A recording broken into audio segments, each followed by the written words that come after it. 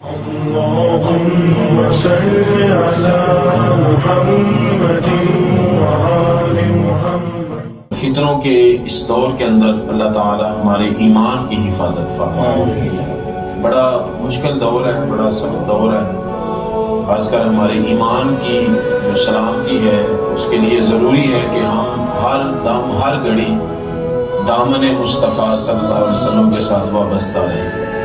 ایمان کی حفاظت کی واحد ضمانت جو ہے وہ دامن مصطفیٰ کے ساتھ خود کو مضبوطی کے ساتھ تھامے رکھنا ہے۔ جتنے دیر تک ہم حضور علیہ السلام کی رحمت کی آغوش میں رہیں گے، حضور علیہ السلام کے قدموں کے اندر اپنی جگہ تلاش کریں گے، اس وقت تک اللہ تعالی ہمارا ایمان محفوظ اور سلامت رکھے گا۔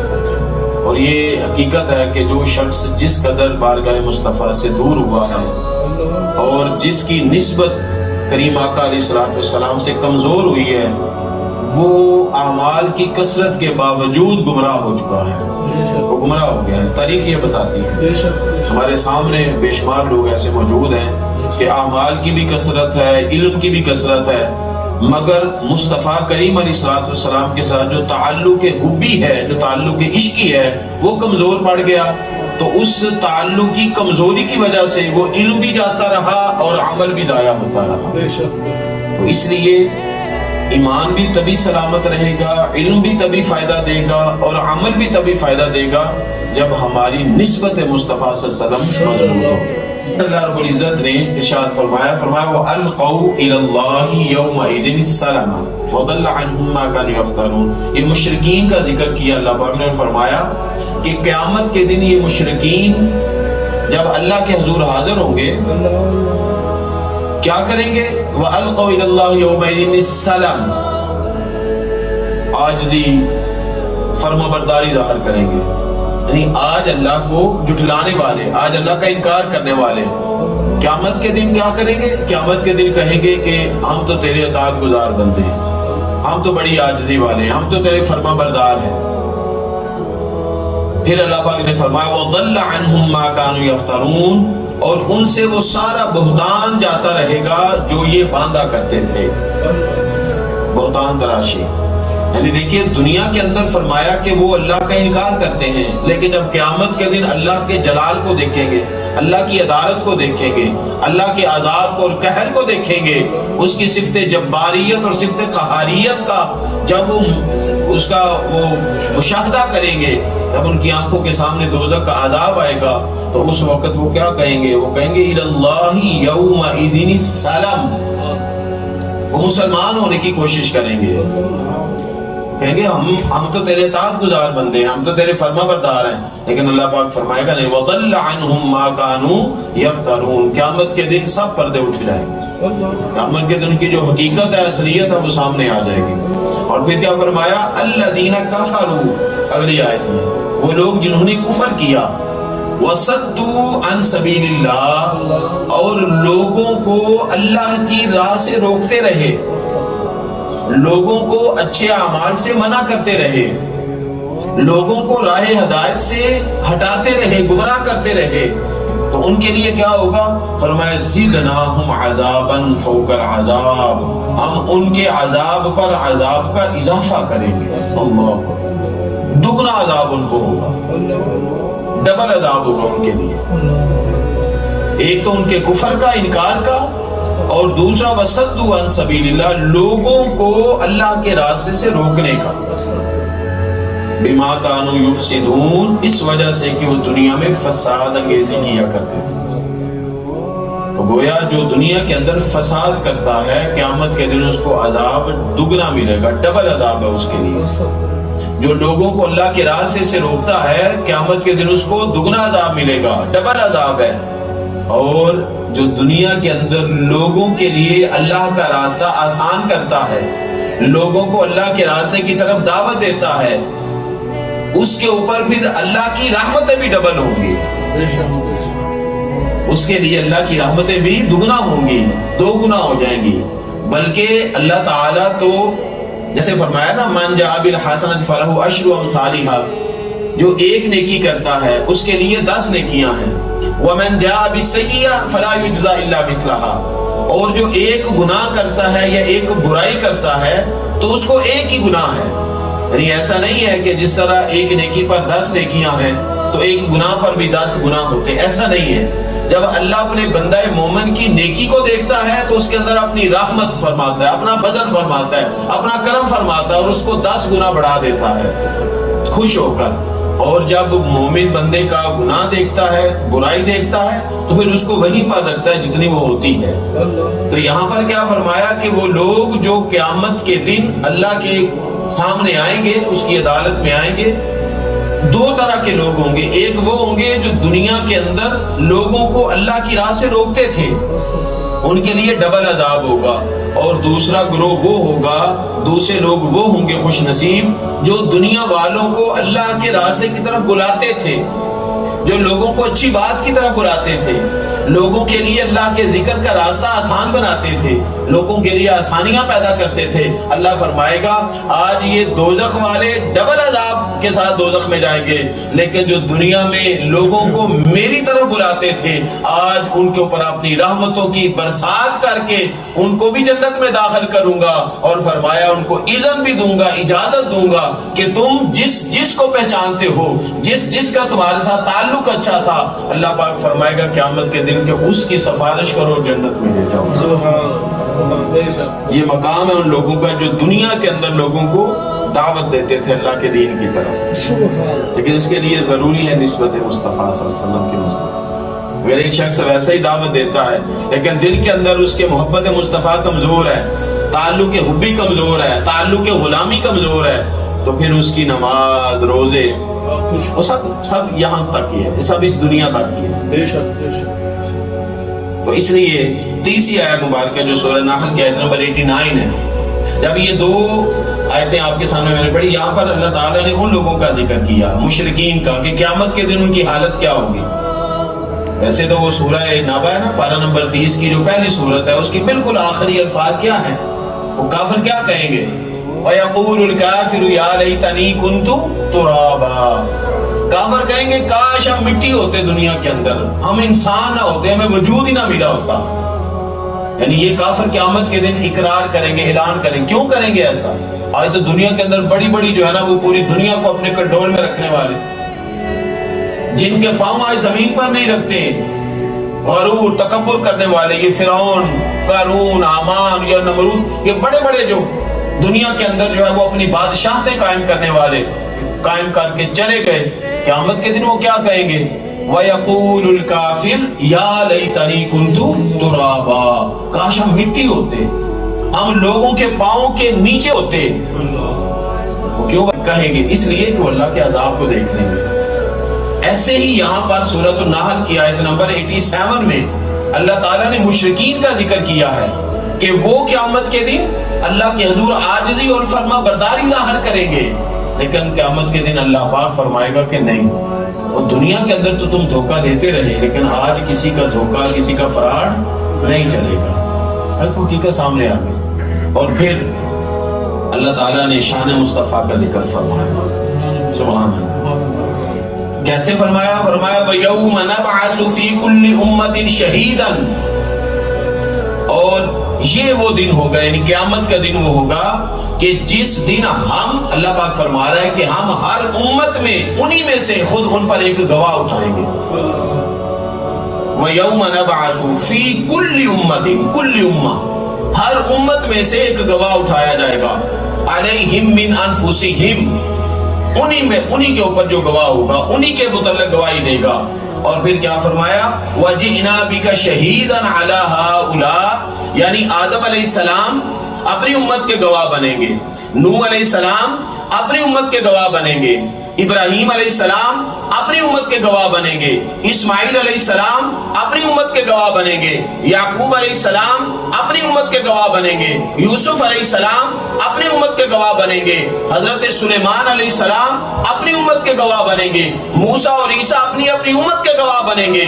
یہ سارے انبیاء اپنی اپنی امت کے گواہ بنیں گے، لیکن قیامت کے دن شان مصطفیٰ کا جو انداز ہے نا وہ نرالا ہی ہوگا، وہ وکھرا ہی ہوگا، وہ انوکھا ہی ہوگا کہ ہر نبی اپنی امت کے اوپر گواہ بنے گا، لیکن تاجدار ختم نبوت ہر نبی پر گواہ بنیں گے۔ یعنی آدم علیہ السلام سے لے کر عیسیٰ علیہ السلام تک جتنے انبیاء گزرے وہ سب اپنی اپنی امت پر گواہ بنیں گے، یعنی ایک نبی دوسری امت پر گواہ نہیں بنے گا۔ کیوں یہ سورۃ النحل کی آیت نمبر 89 ہے، وَيَوْمَ نَبْعَثُ فِي كُلِّ أُمَّةٍ شَهِيدًا، ایک گواہ لے کے آئیں گے ہر امت میں سے، اور وہ گواہ کون ہوگا؟ اس امت کا نبی ہوگا۔ وہ قیامت کے دن کہے گا، گواہی دے گا، یا اللہ میں نے تیرا پیغام تیرے بندوں تک پہنچایا۔ اور یہ جو 87 کے اندر میں نے پڑھا آپ کے لیے کہ مشرک قیامت کے دن اپنی عاجزی اور فرما برداری ظاہر کریں گے نا، تو وہ اپنے نبی کی اس گواہی کو جھٹلائیں گے، فرنگتے کریں گے، انکار کر دیں گے، ماننے سے انکار کر دیں گے۔ نوح علیہ السلام کھڑے ہو کر کہیں گے باری تعالیٰ میں نے تیرا پیغام ان کو پہنچایا تھا۔ وہ جو نہیں نہ مانتے تھے دنیا کے اندر، وہ کہیں گے یا اللہ نعوذ باللہ یہ نوح جھوٹ بول رہا ہے، اس نے تیرا پیغام کوئی نہیں پہنچایا تھا۔ ابراہیم علیہ السلام کھڑے ہو کر کہیں گے باری تعالیٰ میں نے تیرا پیغام پہنچایا تھا۔ وہ آپ کی امت کے جو مشرکین ہوں گے، اس آیت مبارکہ کا یہ مطلب ہے کہ قیامت کے دن مشرکین اللہ کے لیے عاجزی فرما برداری ظاہر کریں گے، کہیں گے یا اللہ اگر تیرا نبی ہم تک آیا ہوتا، تیرے نبی نے ہمیں دعوت دی ہوتی تو ہم تیری بات مان لیتے، ہمیں کیا تھا کہ ہم تیری بات نہ مانتے۔ تو اس پر جب وہ لوگ، وہ امتیں اپنے اپنے انبیاء کی اس گواہی کو جھٹلائیں گی، انکار کریں گی، تو وہاں پر اللہ پاک فرمائے گا آج وہ نبی ٹھیک سچ بولتے ہیں، لیکن ان نبیوں کے اوپر جو گواہ بنے گا وہ آج آمینہ کا لال ہوگا، وہ تاجدار ختم نبوت ہوگا، وہ آمینہ کا لال حلیمہ کا چاند ہوگا، وہ زہرا کا بابا حسنین کا نانا ہوگا۔ وہاں پر تاجدار انبیاء کی جلوہ گری ہوگی۔ پھر کریم آقا علیہ السلام کو اللہ پاک فرمائے گا محبوب تو ان سب پر گواہ بن جا۔ تو وہاں پر کیا فرمایا؟ وَجِئْنَا بِكَ شَهِيدًا عَلَى هَؤُلَاءِ، اے محبوب مکرم قیامت کے دن ہم صرف تیری ذات کو، اکیلی ذات ہوگی تیری، اور آدم علیہ السلام سے لے کر عیسیٰ علیہ السلام تک کم و بیش 1,25,000 نبی ہوں گے، اور ان نبیوں پر بھی گواہی تیری قائم ہوگی، اور پھر اس کے بعد جو ہے وہ ان کی امتوں پر بھی گواہی تیری قائم ہوگی۔ قیامت کے دن سب سے بڑا گواہ جو اللہ کی عدالت میں ہوگا نا، وہ ہمارے پیارے آقا مولا حضرت محمد مصطفیٰ صلی اللہ علیہ وسلم۔ ہم کتنے خوش نصیب ہیں، ہم کتنی عظیم امت ہیں، ہمیں کتنا بڑا رتبہ ملا ہے نسبت مصطفیٰ کے صدقے سے کہ قیامت کے دن نبیوں کو جھٹلانے والے ہوں گے، یعنی ان کی گواہی کا انکار کرنے والے ہوں گے، تو ان نبیوں کی صداقت بھی، یعنی ان کی گواہی ان کے حق میں بھی میرا مصطفیٰ دے گا، اور ان امتوں کے بارے بھی کریم آقا علیہ السلام کی گواہی کو معتبر جانا جائے گا۔ سبحان اللہ۔ یہ اللہ تعالیٰ نے یعنی یہ ذکر کیا، اور پھر کیا فرمایا؟ وَنَزَّلْنَا عَلَيْكَ الْكِتَابَ تِبْيَانًا، اے محبوب ہم نے آپ پر یہ کتاب نازل فرمائی۔ وَنَزَّلْنَا عَلَيْكَ الْكِتَابَ، یہ دیکھیے یہ قرآن پاک ہے، قرآن پاک کے تقریباً بے شمار نام بیان ہوئے، شفا بھی اس کا نام ہے، ذکر بھی اس کا نام ہے، اور حکیم بھی اللہ تعالیٰ نے قرآن میں اس کو کہا، رحمت بھی کہا، بے شمار 56 کے قریب نام ہیں جو اللہ تعالیٰ نے بیان فرمایا، اس سے بھی زیادہ کم و بیش۔ لیکن جو سب سے پہلا نام اس قرآن کا اللہ تعالیٰ نے قرآن میں ذکر کیا وہ کون سا ہے؟ الکتاب۔ وہ کیا ہے؟ الکتاب۔ سورہ بقرہ کے آغاز میں کیا فرمایا؟ الف لام میم ذالک الکتاب، ذالک علیحدہ کر دے تو پھر کیا بنے گا؟ الکتاب۔ الف لام کے ساتھ خاص ہو جاتا ہے، یعنی جب بھی کوئی عام لفظ اس کو خاص کرنا ہو، عربی زبان کا قاعدہ ہے تو اس کے شروع میں الف لام لگا دیتے ہیں۔ جیسے رحمان، کوئی بھی ہو سکتا ہے رحمان، لیکن الرحمن ایک ہی ہے، الرحمن ایک ہی ہے۔ کتاب کوئی بھی ہو سکتی ہے لیکن الکتاب ایک ہی ہے۔ تو یہ عربی زبان کا قاعدہ ہے کہ جب بھی ہم کسی عام کو خاص کرنا چاہیں تو اس کے شروع میں الف لام لگا دیتے ہیں، تو وہ الف لام جو ہے وہ اس عام چیز کو خاص کر دیتا ہے۔ فرمایا ذالک الکتاب لا ریب فیہ، تو قرآن کا سب سے پہلا تعارف جو اللہ نے فرمایا ہے نا وہ الکتاب کہہ کے فرمایا ہے۔ اور پھر یہاں پر بھی کتاب کہا، فرمایا وَنَزَّلْنَا عَلَيْكَ الْكِتَابَ، یعنی کتاب کا چونکہ لوگوں کے ذہن میں کنسیپٹ تھا، وہ اور بھی کتابیں پڑھتے تھے، تو کتاب کے ساتھ وہ گوشن تھے، یعنی ان کو پتا تھا، وہ شن تھے کتاب کے ساتھ، ان کو پتا تھا کہ یہ کتاب اس کو کہتے ہیں۔ کتاب کے شروع میں یہ ہوتا ہے، اس کے اختتام میں یہ ہوتا ہے، اس کے درمیان میں یہ ہوتا ہے۔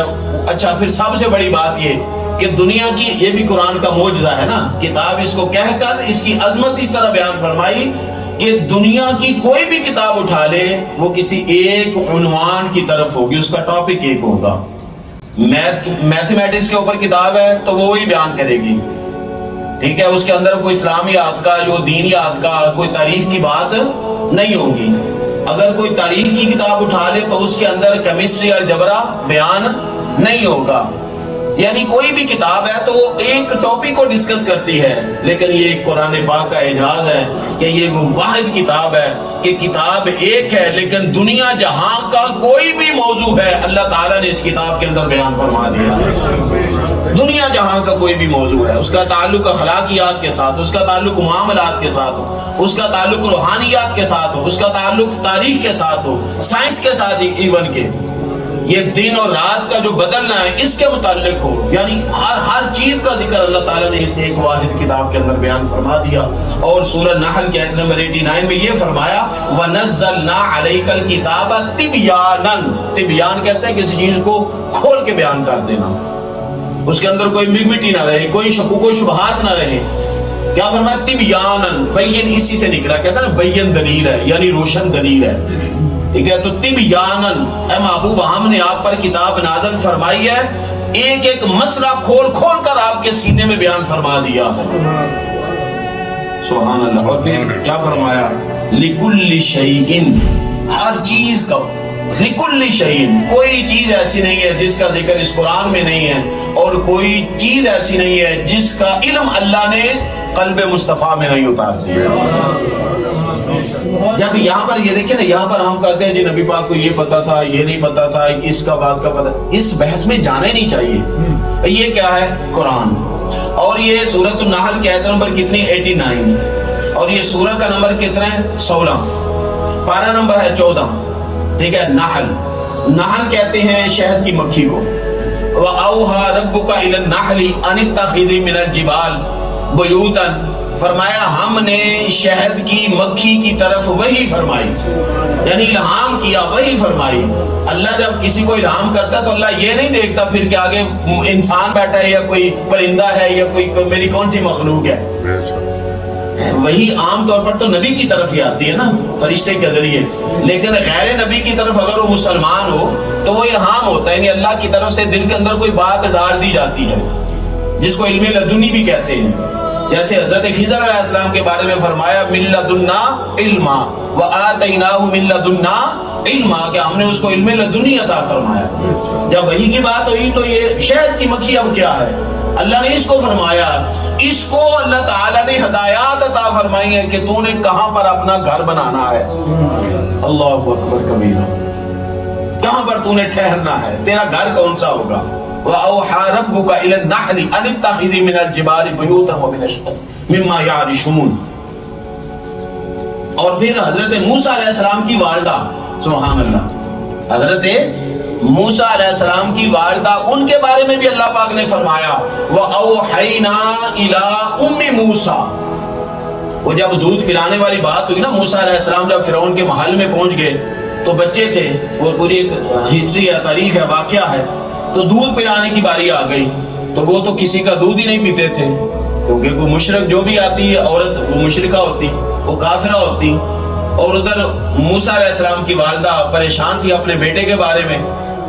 اب دیکھیے بچپن میں موسیٰ علیہ السلام کبھی کسی عورت کی گود میں بٹھایا جاتا ہے، کبھی کسی کی عورت کی گود میں بٹھایا جاتا ہے۔ موسیٰ علیہ السلام کسی عورت کی گود کو قبول ہی نہیں کرتے، پسند ہی نہیں فرماتے، اور پھر کیا ہوا، ان کی والدہ اپنے گھر کے اندر ہے تو اللہ قرآن میں فرماتا ہے وَأَوْحَيْنَا إِلَىٰ أُمِّ مُوسَىٰ، ہم نے موسیٰ کی والدہ کی طرف وحی فرمائی، یعنی موسیٰ کی والدہ کے دل میں بات ڈال دی کیا ان ارضعیہ، اے موسیٰ کی والدہ جب تک تو نہیں جائے گی موسیٰ کسی کا دودھ نہیں پیے گا۔ اللہ اکبر کبیرہ، یہ شان ہے پیغمبروں کی، یہ شان ہے نبیوں کی، یہ شان ہے موسیٰ کی کہ وہ کسی مشرک کا دودھ خوراک کو نہیں کھاتی۔ تو موسیٰ علیہ السلام کا اگر یہ شان ہے کہ وہ کسی مشرک کا جو ہے وہ دودھ نہیں پی سکتے، تو کیا خیال ہے تاجدار انبیاء صلی اللہ علیہ وسلم کا، کیا وہ کسی کافر کے گھر میں رہ کر اس طرح ہوتے ہوں گے؟ نہیں، ان کی خوراک، ان کا رہن سہن سب ایمان کے ماحول میں ہوتا ہے۔ یہ اللہ تعالیٰ کی طرف سے پروٹیکشن ہوتی ہے، کیونکہ نبی دنیا کے اندر اللہ کا نمائندہ ہوتا ہے، اللہ کا خلیفہ ہوتا ہے۔ ایک نبی ہے جن کو باقاعدہ طور پر اللہ پاک نے نام لے کر دنیا کے اندر اپنا خلیفہ کہا ہے۔ ویسے تو آدم علیہ السلام کے بارے میں فرمایا نا، کیا فرمایا؟ انی جاعل فی الارض خلیفہ۔ فرشتوں کے ساتھ جب بات ہوئی، پارہ نمبر 1 ہے نا سورۃ البقرہ، تو فرشتوں کو جب فرمایا کہ میں انسان تحریک کرنے لگا ہوں، تو جب فرشتوں نے بات کہی کہ یا اللہ وہ تو خون بہائے گا، فساد ریزی کرے گا، تو اللہ پاک نے فرمایا نہیں، میں اس کو اپنا خلیفہ بناؤں گا، اتنی بات ہے، انی جاعل فی الارض خلیفہ۔ پھر آگے قالوا تجعل فیہا من یفسد، پھر آگے فرشتوں کا وہ مکالمہ ہے۔ لیکن قرآن کے اندر ایک نبی ہے جن کو نام لے کر اللہ نے فرمایا ہے کہ میں تجھے اپنا خلیفہ بنا رہا ہوں دنیا کے اندر۔ وہ نبی کتنی عظمت والا ہوگا، وہ نبی کتنی شان والا ہوگا۔ کیا فرمایا؟ یا داؤد انا جعلناک خلیفۃ فی الارض، اے داؤد، اے میرے پیغمبر، دنیا کے اندر میں رب تجھے اپنا خلیفہ بنا رہا ہوں۔ یا داؤد انا جعلناک خلیفۃ فی الارض، جب تجھے خلیفہ بنا دوں تو پھر کیا کرنا ہے؟ فاحکم بین الناس بالحق، فرمایا جب تم خلیفہ بن جاؤ تو پھر لوگوں کے درمیان عدل و انصاف کے ساتھ فیصلے فرمانا۔ سبحان اللہ۔ ولا تتبع الهوى فيضلك عن سبيل الله، ولا تتبع الهوى، پھر آگے کیا فرمایا؟ اپنی خواہش نفس کی پیروی نہ کرنا، اپنے نفس کے پیچھے نہ چلنا، کیونکہ تم میرا خلیفہ ہے۔ تو خلافت جو ہوتی ہے نا، یہ بہت بڑی ذمہ داری ہوتی ہے، اور ہم سب انسان ہیں، اللہ کے خلیفے ہیں دنیا کے اندر، اللہ کے خلیفے ہیں ہم سب۔ انی جاعل فی الارض، اللہ نے بڑے فخر کے ساتھ فرمایا تھا۔ جب کسی کے ساتھ پیار ہوتا ہے نا تو پھر اس کا ذکر دوسرے کے سامنے ہم بڑی محبت کے ساتھ کرتے ہیں، تو اللہ نے ہمارا ذکر نا فرشتوں کے سامنے بڑی محبت سے فرمایا تھا، انی جاعل فی الارض خلیفہ۔ اللہ اکبر۔ لیکن ہم اس کی خلافت کا حق ادا نہیں کر رہے، یہ فتنوں کا دور ہے، حقیقت ہے۔ اس لیے اللہ پاک نے اس قرآن کے اندر فرمایا محبوب وَنَزَّلْنَا عَلَيْكَ الْكِتَابَ تِبْيَانًا لِكُلِّ شَيْءٍ، فرمایا یہ قرآن ہے، یہ کتاب ہے، اس کے اندر ہم نے ہر چیز کھول کھول کر بیان کر دی ہے۔ تو کیسے ہو سکتا ہے کہ جو چیز اللہ نے قرآن میں بیان کی ہو وہ علم مصطفیٰ کے اندر نہ آئی ہو، وہ سینہ مصطفیٰ پر نازل نہ ہوئی ہو؟ تو مطلب یہ ہوا کہ ہر چیز، جب اللہ کہہ رہا ہے قرآن کے اندر تبیانا لکل شیء، سورۃ النحل آیت نمبر 89، کیا فرمایا اللہ نے کہ کائنات کی ہر چیز کھول کھول کر ہم نے اس قرآن کے اندر نازل فرما دی۔ یعنی آپ کو آدم علیہ السلام سے پہلے کے حالات جاننے ہو تو قرآن کھول لیجئے، قیامت کے بعد کے حالات جاننے ہو تو قرآن کھول لیجئے۔ فَمَن يَعْمَلْ مِثْقَالَ ذَرَّةٍ خَيْرًا يَرَهُ وَمَن يَعْمَلْ مِثْقَالَ ذَرَّةٍ شَرًّا يَرَهُ، قیامت کے احوال اس قرآن کے اندر ہیں، دنیا و آخرت کے احوال اس قرآن کے اندر ہیں۔ تو فرمائے یہ سارے کا سارا علم جو ہے نا، میں نے اس قرآن کو اس قرآن کے اندر نازل کر دیا، اور قرآن جتنے کا جتنا تھا نا وہ ایک کتاب کی صورت میں نے قلب مصطفیٰ پر نازل فرمایا۔ تو گویا اللہ پاک نے فرمایا یہ تھیوری ہے، کتاب ہمیشہ کیا ہوتی ہے؟ تھیوری ہوتی ہے، اور پھر اس کو کوئی پریکٹیکل اس کا ایک ہوتا ہے، اس کو دکھاتا ہے کہ یہ تھیوری ہے، اس کو آپ نے عمل اس طرح کرنا ہے۔ تو قرآن کے اندر نماز کا ذکر آ گیا، اقیموا الصلاۃ، نماز قائم کرو، لیکن اس کو ادا کیسے کرنا ہے، پریکٹیکل اس کا کیا ہوگا؟ فرمایا اس کے لیے تمہیں نسبت مصطفیٰ کو تھامنا ہوگا، غلامی مصطفیٰ میں آمنا ہوگا، دامن مصطفیٰ کے ساتھ تعلق مضبوط کرنا ہوگا۔ تو اقیموا الصلاۃ حکم یہاں سے ملا، طریقہ بارگاہ مصطفیٰ سے ملا۔ اس لیے حضور نے فرمایا صلو کما رأیتمونی اصلی، نماز اس طرح پڑھو جس طرح مجھ مصطفیٰ کو دیکھتے ہو کہ میں نماز پڑھ رہا ہوں۔ حضور علیہ الصلوۃ والسلام حج کے موقع پر گئے. قرآن کے اندر حکم ہے, بار بار حکم ہے, حج کرو, اور زندگی میں ایک مرتبہ صاحب حیثیت اور صاحب نصاب پر حج کرنا فرض ہے. اور اس کے ساتھ میں یہ حدیث پاک ملا دوں, حضور علیہ الصلوۃ والسلام نے فرمایا بادرو بالاعمال الصالحہ. اسی نا ساڑی ایک بن گئی ہے تھوڑی جی, یعنی ایک انداز بن گیا, کیفیت بن گئی, ساری سوچ بن گئی ہے کہ چلو یار بڑی زندگی پئی ہے کر لیں گے, بڑی زندگی پئی ہے کر لیں گے. یقین جانو 90% لوگوں کا یہ بن گیا ہے رجحان ذہنی, یہ ملان بن گیا ساڈا. یار ابھی تو 20 سال کا ہوں, ابھی تو 25 سال کا ہوں, ابھی نماز پڑھنے کی کیا ضرورت ہے, ابھی تو عمر کیا ہو گیا 30 سال ہوئی, ابھی داڑھی رکھنے کی کیا ضرورت ہے, ابھی مجھے مسجد میں جانے کی کیا ضرورت ہے, ابھی تو بڑی عمر پڑی ہے, ابھی یہ کام کرنے کی کیا ضرورت ہے. آقا کریم علیہ اور عمر کسی کو, یہ جو زندگی اور موت کا تعلق ہے نا, یہ کسی کو مہلت نہیں دیتا. زندگی تو خود انتظار ہے موت کا. زندگی اگر کو پوچھے نا زندگی کیا ہے, زندگی بھائی نام ہے کس چیز کا, موت کے انتظار کا. آج آ جائے, کل آ جائے, پرسوں آ جائے, پتہ چلتا ہے موت کا کوئی پتہ نہیں چلتا. حالات کس طرح جو ہے نا وہ پھیرا اس طرح کھا جائے پتہ چلتا ہے نہیں, کس طرح بدل جائے پتہ نہیں چلتا, کس وقت انسان ڈپریشن کے اندر چلے پتہ نہیں چلتا. تو اس لیے آقا کریم علیہ الصلوۃ والسلام نے 1450 سال 1500 سال پہلے امت کو کیا نصیحت فرمائی, بادروا بالاعمال الصالحہ, کہ جب بھی تمہیں نیکی کے کام کرنے کا موقع ملے فوراً کر لو. بادروا, جلدی کرو, جلدی. بادروا کو مطلب ہے جلدی کرو. بادروا بالاعمال الصالحہ, انتظار نہ کیا کرو کہ کل کر لیں گے, پرسوں کر لیں گے, چوتھ کر لیں گے, 2 دن بعد کر لیں گے, 2 مہینے 2 سال بعد. اب دیکھ لیں حج مہنگا ہو گیا کہ نہیں ہو گیا, یہاں بھی ہوگا اور پاکستان میں بھی ہو گیا, ہوا ہے کہ نہیں ہوا. اس میں چلو ہمارے اپنوں کی جو بھی ہے, لیکن عام لوگوں کے لیے بھی یہ سوچنے کی بات ہے کہ جو یہ کہتا تھا میں 5 سال بعد کر لوں گا, میں پہلے بچوں سے فارغ ہو جاؤں, یہ شریعت کا یہ حکم ہے کہ بنیادی ضرورتوں کے بعد, فارغ ہونے کے بعد. لیکن بنیادی ضرورتیں سوری ٹو سے ہم نے آج سر پر اتنی سوار کر لی ہیں کہ ساری زندگی گزر جاتی ہے, لیکن بندہ بنیادی ضرورتوں سے باہر نہیں نکلتا. میرے پاس ایک برانڈ کی گاڑی ہے نا, تو میں کہوں گا مجھے اسے اعلیٰ مل جائے. 10,000 والا موبائل ہے, نیا آئے گا مارکیٹ کے اندر, میں کہوں گا 15,000 کا کوئی مسئلہ نہیں ہے, میں وہ لے لیتا ہوں. گھر ہے ایک ہے, میں کہتا ہوں دوسرا بھی لے لیتا ہوں. بچہ بھی پیدا نہیں ہوا, اس کے لیے پلاننگ پہلے کر رہے ہیں ہم کہ میں بچے کے لیے گھر لے کے رکھ دیتا ہوں. تو حضور صلی اللہ علیہ وسلم نے کیا فرمایا کہ آنے والے فتنے آنے والے ہیں, اور پھر مثال بیان فرمائی. صرف یہ نہیں کہا کہ فَسَتَكُونُ فِتَنٌ, صرف فتنے آئیں گے, نہیں فرمایا كَقِطْعِ اللَّيْلِ الْمُظْلِمِ, اندھیری رات کے ٹکڑوں کی طرح آئیں گے فتنے. اور پھر فرمایا انداز یہ ہوگا کہ صبح کے وقت یصبح الرجل مومنا ویمسی کافرا, وقت ایسا آ جائے گا کہ صبح کے وقت بندہ مومن ہوگا اور شام کے وقت کافر ہو چکا ہوگا.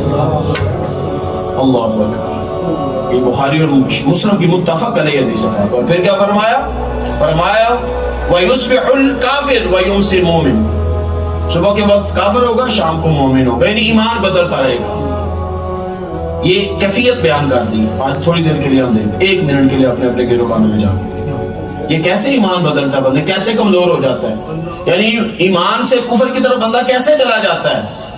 ایسا نہیں کہ وہ کلمہ کفریہ کہتا ہے, نہیں ایسا نہیں ہے. وہ یہ نہیں کہتا میں نے محمد صلی اللہ علیہ وسلم کو نعوذ باللہ چھوڑ دیا ہے, میں نے عیسیٰ کو مان لیا, موسیٰ کو مان لیا, ایسے نہیں کہتا وہ.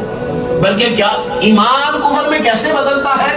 آقا کریم علیہ الصلوۃ والسلام نے فرمایا یبیع دینہ بعرض من الدنیا, یبیع دینہ بعرض من الدنیا, دنیا کے کچھ پیسوں کے لیے اپنا دین بیچ ڈالے گا, دنیا کے چند سکوں کی خاطر اپنا ایمان اپنا دین بیچ ڈالے گا. اس لیے وہ بندہ مومن نہیں رہے گا. صبح نکلے گا گھر سے دکان کھولنے کے لیے, اپنا کاروبار کرنے کے لیے, بزنس کرنے کے لیے, راستے میں فراڈ کا سوچے گا, جھوٹ کا سوچے گا, ملاوٹ کا سوچے گا, دھوکہ دہی کا سوچے گا, دوسرے کو میں نے کس طرح داغ لگانا ہے وہ سوچے گا.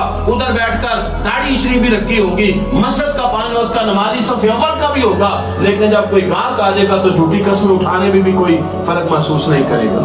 اس لیے میرے آقا نے فرمایا کہ وہ اپنا ایمان بیچ ڈالے گا.